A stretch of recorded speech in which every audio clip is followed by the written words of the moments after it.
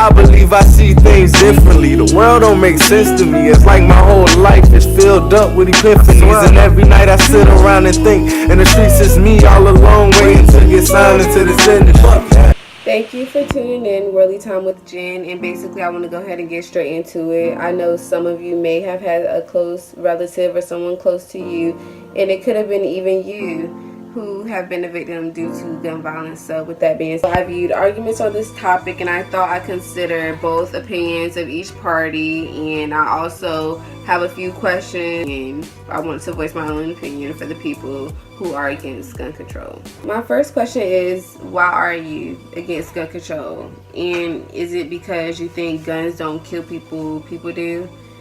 And I mean, you're right about that, but I mean, guns do make it a little bit more easier. Not only that, just think about the access it takes to get them. Look at the age range that can get them and where they could be accessible from. Nowadays, I just feel like in this generation, violence is power, weapons is power, and guns is power. So if we have the ability to change the little stuff about it, even if we can't change everything all at once, then why not even try at least?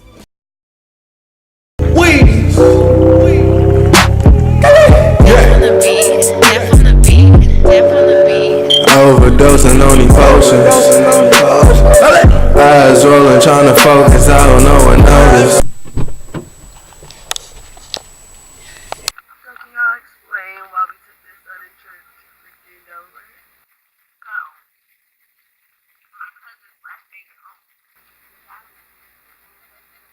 So what are your views on the whole gun violence, and do you think that they should take guns away? Why not?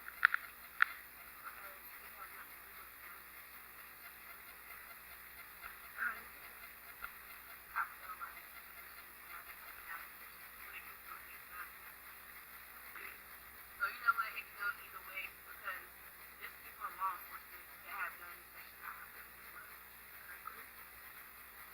So it's just a matter of right and wrong. And then not to mention, but how you gonna protect yourself if you're in your house, someone tries to intrude in your house and you have no gun.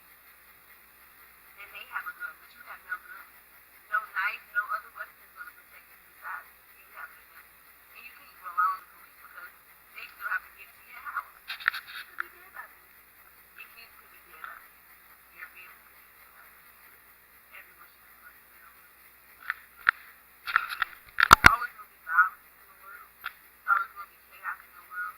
The main people who are running the world are creating the chaos and destruction. So, we're like, we're safe.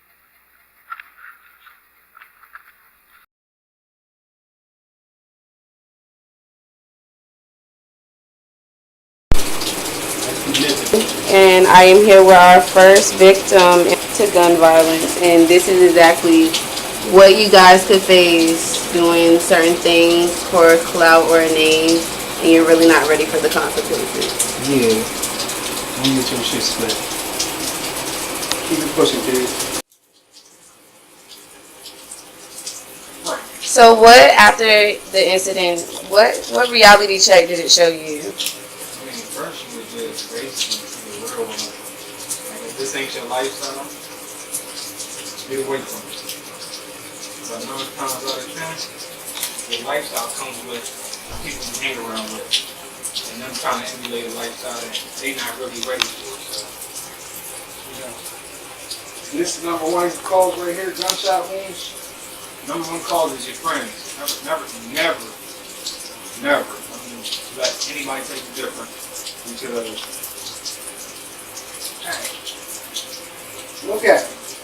I was just healthy a couple years ago. Just a couple weeks ago. Here, now I'm sitting here trying to regroup. Not saying that I'm down, depressed, because this whole time I had a great spirit. Because I got a great support system, but it's just the people that you associate yourself with. Some people want to see you dead, some people want to see you alive. Stay away from niggas. I'm damn near racist now. I don't fuck with niggas. So at the end of the day, you know what I mean? Anything can happen at a blink of an eye. You just never know. You never know. This happened on Easter Sunday. I mean, I had an epiphany. Like, things gonna change. The things Yeah. that I want to change That's already about been it. in the mix of change. Like, I just want y'all to see that if you continue to act like this when it's happening, don't act the opposite. You see what I'm saying? Don't cooperate. Don't do all the shit that you were doing in the beginning. Stay the same. That's the life that you want to continue to play.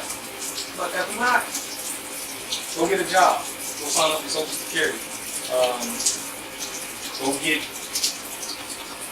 general assistance from the state. I mean, because y'all can get all that. You know what I mean? If you just walking around with nothing in your pocket.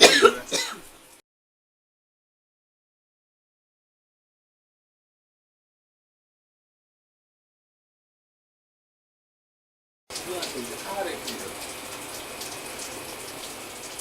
I was your first ball.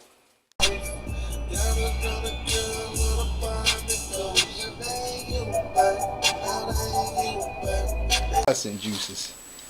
So This yeah, is poop, pee, and intestine juice. juice. Ew. Yeah. Attached to your fucking body. And this is called a what? This is called a bioduct. A bioduct. It releases your bowel movements to this little tube, which you take this here, you open it, you pour it in here. Stinks too like shit. But hey, you gotta live.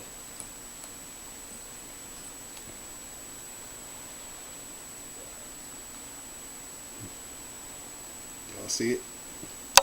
So, how'd you feel, or how did you first find out that your cousin was injured due to firearms? My cousin gave me a phone call and explained to me what had just happened. I was actually a little shocked, but yet at the same time, like, this can't be true, and slightly devastated. As soon as you found out, what actions did you take? I wanted to definitely find out actual truth. I notified other, family members and attempt to get on the road so that we could go and, check out what was going on with his state. And what would you call that? Call it love, right? Yeah. That's what family's for. I know that's right. Most definitely. How do you feel about? Yeah. Well, I ain't gonna say no names, but my friend just recently, actually this is a good question because my friend just recently, he went to pawn his gun just so he could go ahead and, meet ends, because at times like this, especially in a little city, you don't really have jobs like right there, you know what I mean? You don't really have jobs out there. Like, they're like in and up. Like, all the jobs out there are slotted up. So, like, with the job he had, I mean, he was still working. He just recently lost his job and everything and all that jazz. But anywho, he goes in and pawns his gun. And he, go ahead and pays bills and everything. And then, he got his next check because he has another job. He found another job, within that 2 weeks because, he put his application. He's a very hard worker. And then he goes back to go ahead and try to get his gun back at the pawn shop. And, usually when you pawn, well, not usually when you pawn, but when you do pawn, they put it under your Your name, social, probably. Especially a gun, I mean, they give you a whole, the whole nine. You know what I mean? So he went to go ahead and try to, pay his, debt for the pawn so he can go ahead and get his gun back later on. And, like, come to find out, it's under another name. And they're like, whoa, sorry, sir, this is not your gun. He was like, wait, hold on, I was just here last week, you know what I mean? And they're like, no, this is not yours, and he was arguing with them, like, yeah, this is my gun. He was arguing with the pawn people about his own gun. Now, see, this is what I'm saying. That right there, it was under a whole nother name. So whoever would have came in, that guy, not my friend, but that guy that was the name that was under, the gun name was under, he could have came in and been like, yeah, let me go ahead and get this and done whatever with it. But just that little simple mistake could have gotten the whole 9 yards, you feel me? So that's what I'm saying, like, I mean, gun control, I believe we should all have guns. Don't get me wrong. Not all of us have guns, but, I mean, certain ones should have guns because, they go through the background checks and everything else. And, and there is evil in this world, bro. There are wicked people.